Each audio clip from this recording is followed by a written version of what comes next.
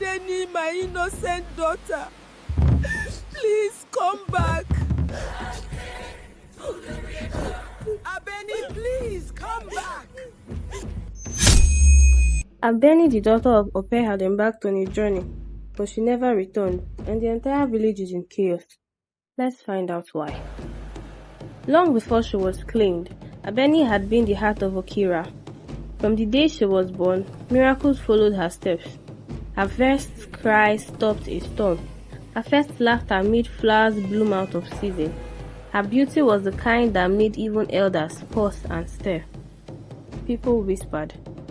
The moon itself rested above her mother's hut the night she was born. She is a child of destiny. But in the middle of admiration, someone else noticed her too. Envy. Morayo, Tani, and Dupe were the daughters of well-respected wealthy families. Before Abeni grew into her beauty, they were the stars of the village. But suddenly, boys who only praised them now stuttered greetings around Abeni. Girls who only envied them now whispered around Abeni how her skin glowed like palm oil in sunlight, how her eyes looked like river water at dawn, how her voice felt like a healing breeze. The more the village adored Abeni, the more the three girls hated her. Their insults started small. Look at her dress, always plain, like she's from a poor home. See how she walks like she's floating. Who does she think she is? Her mother has nothing. Why should a girl from nothing be that pretty? But every insult only seemed to highlight their insecurities. Meanwhile, Abeni never fought back. She simply smiled, bowed her head and walked on. Whenever her mother asked about the whispers, Abeni replied, "A river does not chase stones, Mama." Even rivers overflow when the stones keep falling. Every 10 years, the king hosted the legendary Festival of Choosing, a celebration where maidens presented their best talents. The winner would become the village maiden, the official symbol of purity, grace and beauty. Abeni had no intention of participating, but the three jealous girls approached her one afternoon. Their smiles were too sweet, their tone too soft. "Abeni, you should enter." Tani said. "Yes, your singing is beautiful," Dupe added. Morayo placed a hand on her shoulder. "You will shine. The whole village deserves to hear your voice." But inside they were burning with wicked intentions. They wanted her humiliated publicly. Abeni hesitated, then finally said, "If it will bring peace, I will enter." The festival day arrived. The entire village gathered around the palace square. Drums thundered, colorful wrappers and beads glittered, palm wine flowed. The three girls performed first. Morayo danced gracefully. Tani displayed intricate beadwork. Dupe recited poetry. Each received approving applause. Then came Abeni's turn. She stepped onto the stage, wearing only a simple wrapper and beads. No gold, no jewelry, no makeup. Just Abeni. She began singing softly, a melody about gratitude and love. At first, the crowd listened politely. Then the wind shifted. Birds perched on the palace roof suddenly fell silent. The talking drums slowly stopped on their own. Then, a glowing white owl, larger than any normal bird, descended from the sky. It landed on the edge of the stage and stared at Abeni. Gasps rippled through the crowd. That is the Owl of Oro, the guardian spirit. It chooses only those destined for greatness. Abeni froze in fear, her voice trembling. The owl bowed to her, as if paying respect. The king himself stood up.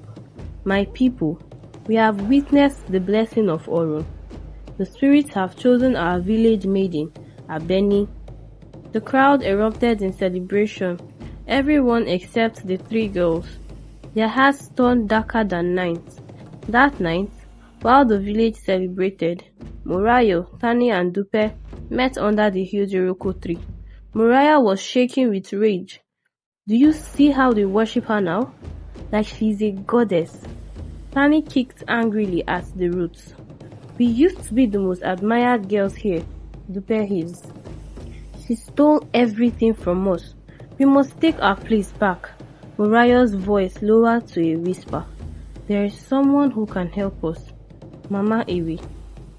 The other two gasped. Mama Ewe, the old forest witch. Feared, avoided, powerful. They knew going to her was dangerous, but jealousy doesn't think, it only consumes.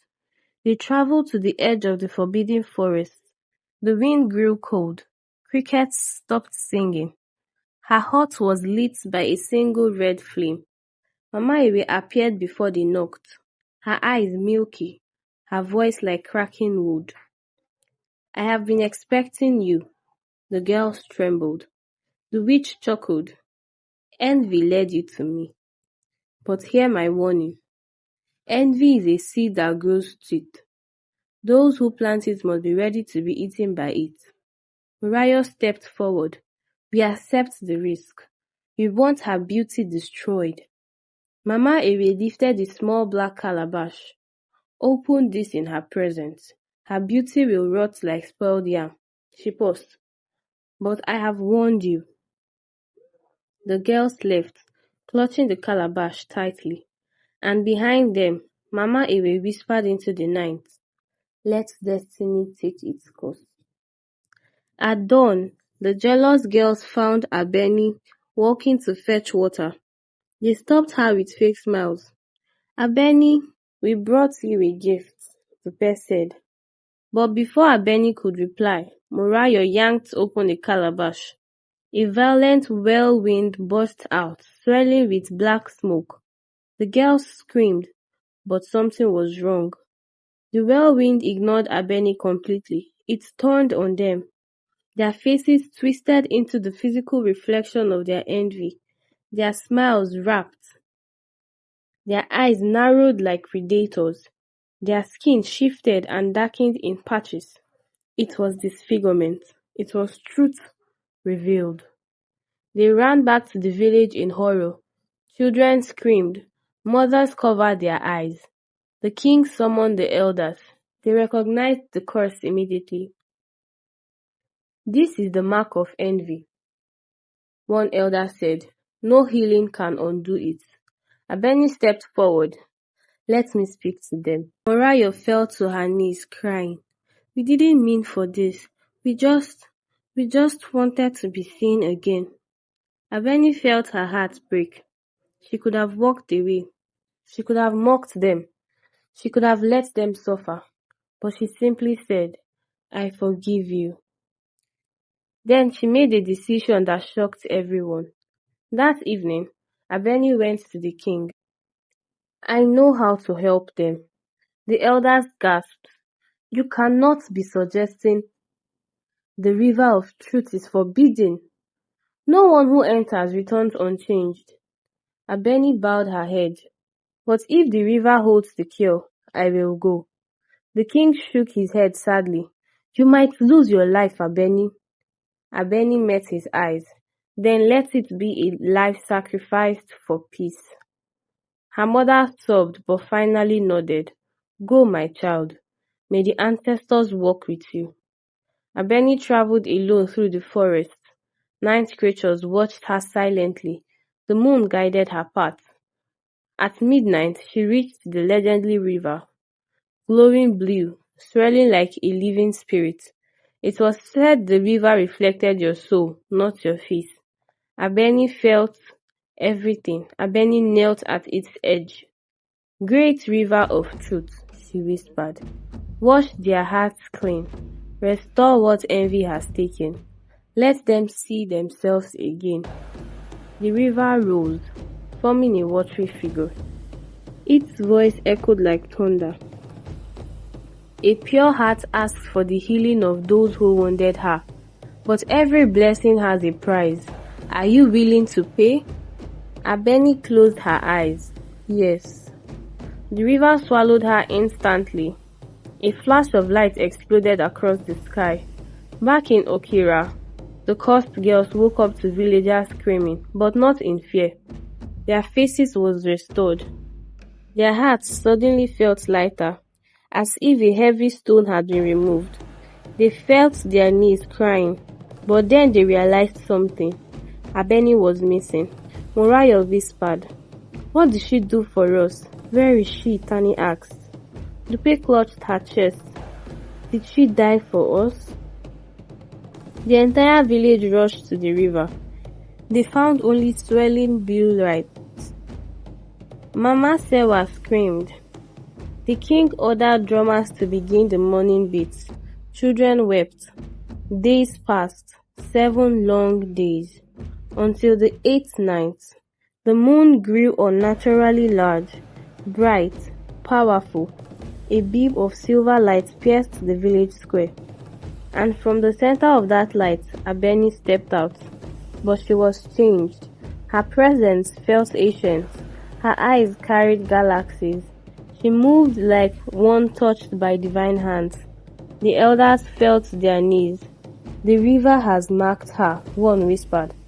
"She has become the guardian of harmony." The once jealous girls rushed forward, sobbing at her feet. "Abeni, we are so sorry. We don't deserve your kindness. Please forgive us." Abeni touched their heads gently. "Let your hearts be gardens where no envy can grow again." Peace returned to Okira. Abeni became a guide to the village, a voice of wisdom, a symbol of kindness. They saw that if you speak out of jealousy, a cold breeze will brush your neck. They say, Abeni's reminder, if you insult someone out of envy, your reflection will flicker, the reverse warning. And sometimes, on full moon nights, villagers claim to see a glowing figure walking by the water, whispering, "Beauty fades, but a generous heart lives forever." Thank you very much for watching. Don't forget to like, subscribe, and drop a comment about the story and what you think about Abeni. This encourages us to create more stories.